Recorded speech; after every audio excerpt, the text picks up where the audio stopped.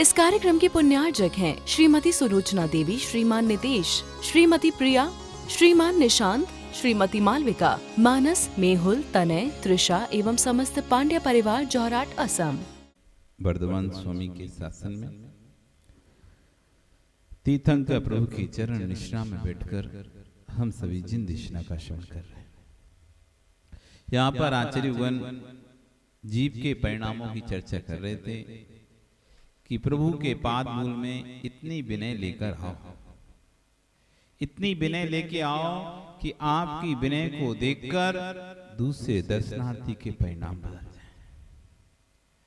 ऐसी कलुषता लेकर मत आओ कि आपकी कलुषता देखकर दूसरे के परिणाम दूसरे भूत हो जाए। हम यदि किसी के सम्यक निमित्त बनते हैं तो समझो कि आपने एक जीव को उपकार कर दिया, और यदि आप किसी की श्रद्धा तोड़ाने में बनते हो तो आप समझ लो कि आपने जिन शासन का नाश कर दिया। आपकी जो दैनिक दिनचर्या है वो जीवों की श्रद्धा जोड़ाती भी है और जीवों की श्रद्धा तोड़ाती भी है।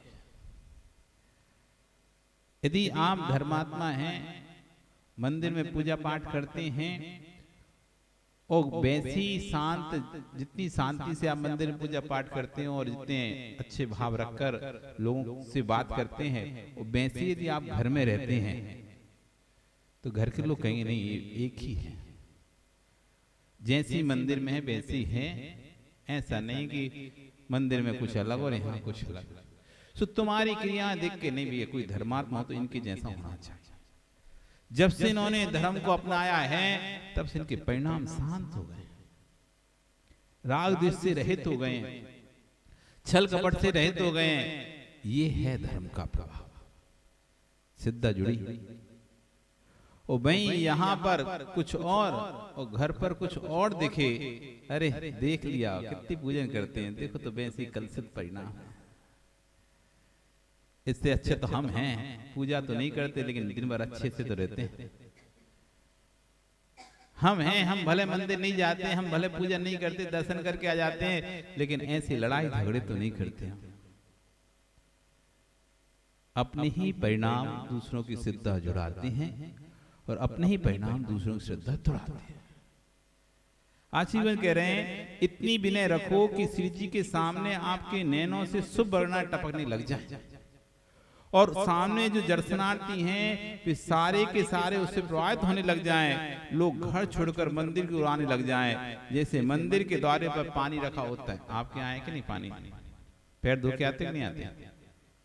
क्यों पैर धो के क्यों आते हैं? किस लिए आते हैं? चप्पल पहन के आते इसलिए। और पैर में किसी प्रकार की कोई गंदगी ना लगी हो। हम मंदिर में प्रवेश करने जा रहे हैं, किसी प्रकार की कोई गंदगी हमारे पैरों में ना हो, पैरों को स्वच्छ करके मंदिर में प्रवेश करते हैं। करते नहीं करते? आप करते? हम तो धोते भी हैं कमंडल से। बिना पैर धोए कभी मंदिर प्रवेश नहीं करना, नहीं तो करकुंडक जैसे बन जाओगे। एक करकुंडक राजा हुआ, करकुंडक जब वो राजा हुआ तो उसके दोनों हाथों और दोनों पैरों में खुजली हो गई। कुछ लोग होते ना पूरा शरीर तो सुंदर है लेकिन हाथ पैर खराब रहते हैं उनके। मयूर देख लो, मयूर का शरीर इतना सुंदर है, पंख सुंदर है, लेकिन उसके पैर सबसे खराब। तो ऐसे एक राजा हुआ जिसके हाथ पैरों में खाज हो गई, खुजली। एक दिन नगर में अवधि ज्ञानी विराज पधारे। राजा दर्शन के लिए गया और वहां पर महाराज का उपदेश सुना, और उपदेश सुनने के बाद उसने प्रश्न पूछा, स्वामी मैंने सुना है कि पूर्व पुण्य के उदय से धन संपत्ति मिलती है, तो इसका मतलब यह है कि मैंने नियम से पूर्व में कोई बहुत अच्छा पुण्य किया होगा, जो मैं राज्य पद पर प्राप्त आसीन हुआ हूँ, राजा के पद पर प्राप्त हुआ हूँ और धर्म के पद को प्राप्त हुआ हूँ। पर मैंने ऐसा कौन सा पाप किया कि एक तरफ तो मेरे पास धन संपत्ति है, एक तरफ तो पुण्य का उदय दिखाई दे रहा है, और दूसरी ओर साथ में पाप का उदय भी दिखाई दे रहा है। एक साथ दोनों कैसे? ऐसा कौन सा कार्य कर लिया कि पुण्य और पाप दोनों एक साथ दिखाई दे रहे हैं? पुण्य तो स्पष्ट दिखाई दे रहा है, राजा बनना हंसी खिल थोड़ी ना, कितना पुण्य चाहिए राजा बनने के लिए, और फिर पाप दिखाई दे रहा है राजा होने के बाद भी हाथ पैरों में। नहीं तो देखा जाता है जो जितना अच्छा ऊंचे पैसा वाला तो का शरीर भी सुंदर होता है, दिखता है सुंदर होता है, सब कुछ अच्छा होता है, क्योंकि इधर पुण्य का पैसा है, पुण्य था तो इसलिए पैसा भी आ गया और शरीर भी मिल गया। लेकिन यहाँ दोनों चीज दिखाई दे रहे हैं, पुण्य पाप दोनों एक साथ दिखाई दे रहे थे। तब महाराज ने कहा ये तुम्हारे पूर्वोपार्जित कर्म का उदय है। इससे पूर्व में तुम एक ग्वाले थे, उससे पूर्व इससे पूर्व में तो एक ग्वाले थे, जंगल में गाय चरा रहे थे, तभी तुम्हें एक तालाब में एक सहस्त्र दल कमल खिला हुआ दिखाई दिया। तुम तालाब में प्रवेश करके उस कमल को तोड़े और सोचे कि ये कमल तो मुझे अपने सेठ को देना चाहिए, और आप सेठ के पास गए, सेठ जी से कहते हैं कि सेठ जी ये कमल मुझे जंगल में मिला है, सहस्त्र दल कमल है, 1000 पत्तियां हैं इसके अंदर, आप इसे रखिए, आप मेरे मालिक हैं, सेठ हैं, तो आप इसे रखिए। तो सेठ उस कमल को देखता है और सोचता है अरे अपन तो राजा के अधीनस्थ हैं, हम तो राजा के अधीनस्थ हैं। तो उसको कहते हैं एक काम करो तुम ये राजा को दो, इसका स्वामी तो राजा है। राजा के पास जाता है, राजा को सहस्त्र कमल समर्पित करता है। तो राजा सोचता है कि मैं तो खुद भगवान के चरणों में झुकता हूं। तो उसके कहते हैं ठीक भाई तुम इसे भगवान के चरणों में उधर चढ़ा के आओ। और वो व्यक्ति जाता है और सीधा ऐसी जिनाले में घुस जाता है, ना हाथ धोता ना पैर धोता, वो तो वाला था उसे क्या ही पता, और ऐसी कीचड़ लगे हाथ पैरों से अपना कमल सहस्त्र कमल चढ़ाकर वापस लौट आता है। उससे उसे जो पुण्य का बंध हुआ उसने उसे राजा बनाया। लेकिन जो मंदिर में जिनाले में बिना हाथ धोए पैर प्रवेश किया था, उस कारण से उसको खाज हो गई हाथों पैरों। इसलिए मंदिर में जब भी प्रवेश करें तो पैर का प्रक्षालन करें। तो आचार्य कह रहे हैं जैसे हाथ पैरों को धोकर आप मंदिर प्रवेश करते हो कि अशुद्धि ना फैल जाए, किसी प्रकार की अशुद्धि ना हो जाए, ऐसे ही एक बोर्ड लगा देना, उसमें लिख देना ध्यान दो, जैसे पैरों को धो रहे हो वैसे भावों को भी धोकर मंदिर में प्रवेश करो। पैरों को तो धो लेते हैं लेकिन भावों को नहीं धो पाते। पैर के धोने से सिर्फ बाहर के शरीर की ही शुद्धि हो पाती है, लेकिन अंतरंग को भावों को धोने से अंतरंग की आत्मा की शुद्धि हो जाती है। मूलाचार प्रदीप में लिखा कि निश्चय ही बोलकर मंदिर में प्रवेश करना चाहिए। इस निश्चय के दो अर्थ हैं। एक निश्चय का अर्थ होता है कि भाई देव जिनालय में प्रवेश कर रहे हैं, पहले से कोई देव आदि उस स्थान पर हो तो कम से कम हमको स्थान दें, हम भगवान की भक्ति पूजा करेंगे, एक अर्थ हो गया।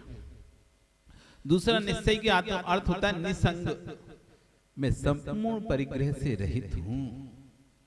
हे प्रभु मैं आपके दर्शन के लिए आवारा हूं, और मैं 10 बहिरंग और 14 अंतरंग परिग्रहों से रहित होकर आपकी भक्ति परिग्रह 24 भेद, इन 24 परिग्रहों से निसंग होकर आपके दर्शन कर रहा हूं। उन 14 परिग्रह में क्रोध, मान, माया, लोभ, हास, रत, अरति, शोक, भय, जुगुप्सा, स्त्री पुरुष नपुंसक वेद, मिथ्यात, ये 14 परिग्रह का त्याग करके व्यक्ति जिनालय में प्रवेश कर रहा है।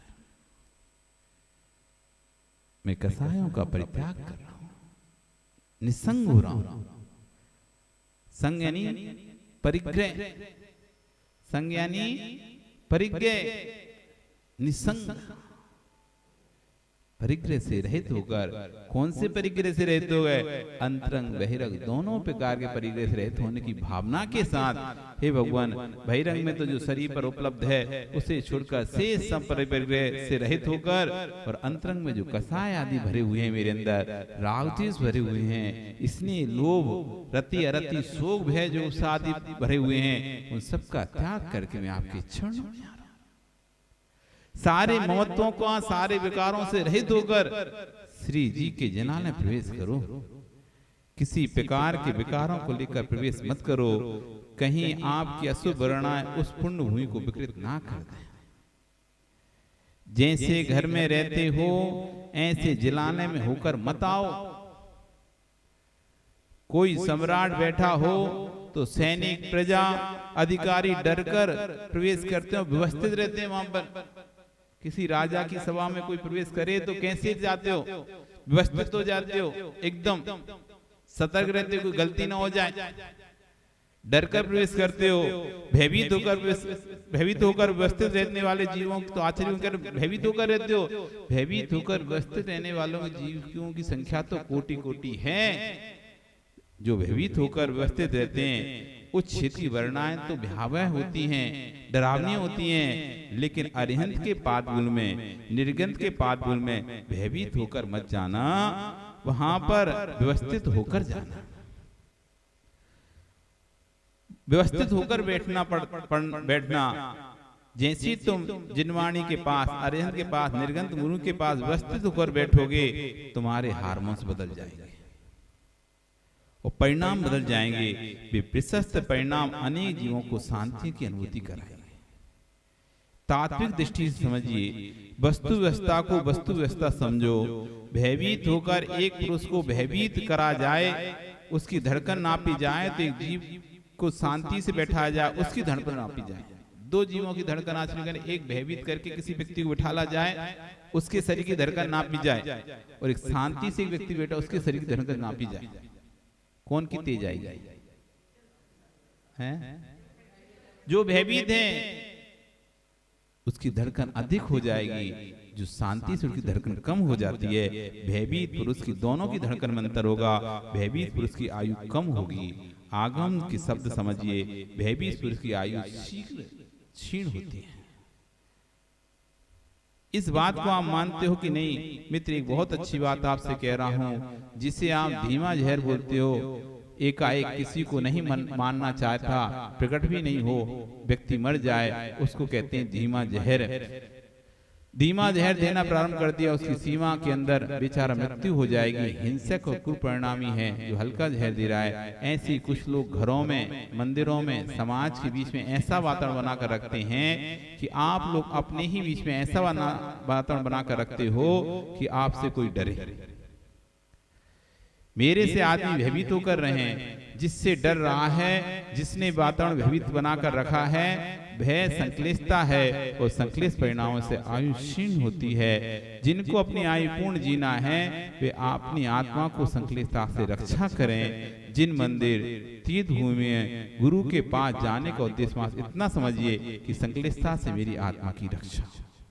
आचार्य भगवान कह रहे हैं कि ऐसे जियो कि ना तो तुम भयभीत रहो किसी से, ना कोई तुमसे भयभीत हो। क्योंकि भयभीत करना और भयभीत होना दोनों ही आयु क्षीण के कारण बने। आप जब भी किसी भयभीत करोगे तो आपकी भी धड़कन बढ़ जाएगी, और जो भयभीत होगा उसकी भी धड़कन बढ़ जाएगी। ये सब भीतर के विषय समझो।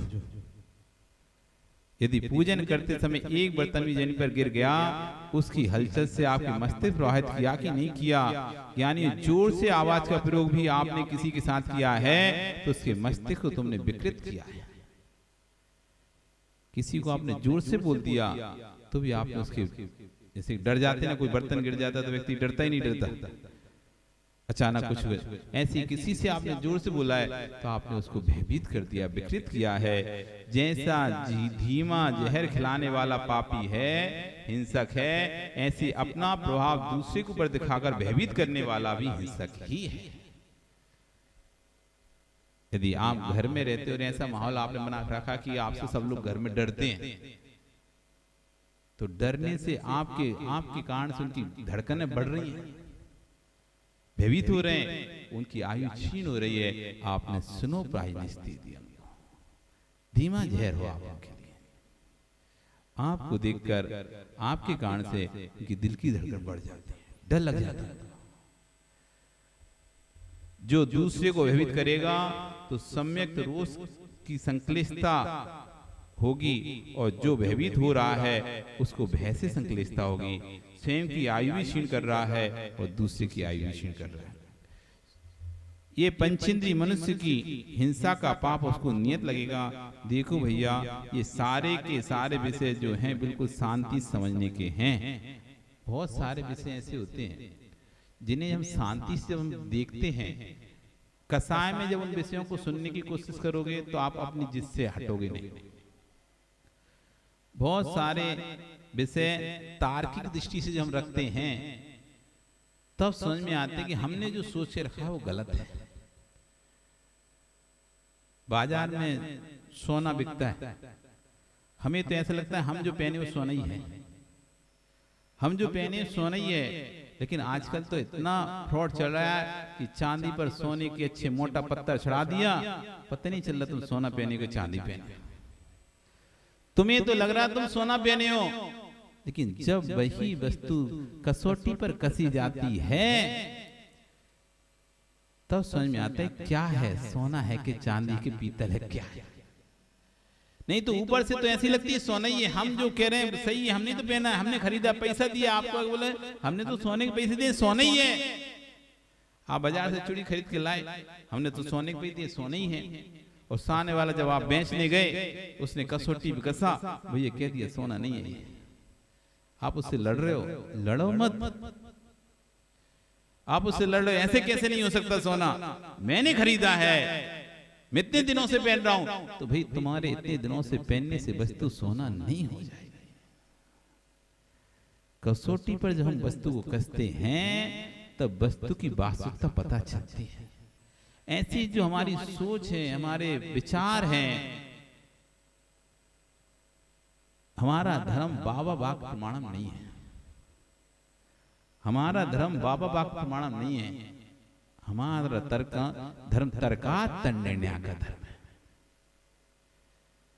चला आ रहा है वो नहीं चलता। यहां तो तर्क को जैन धर्म कहता है, तर्क से बात करो।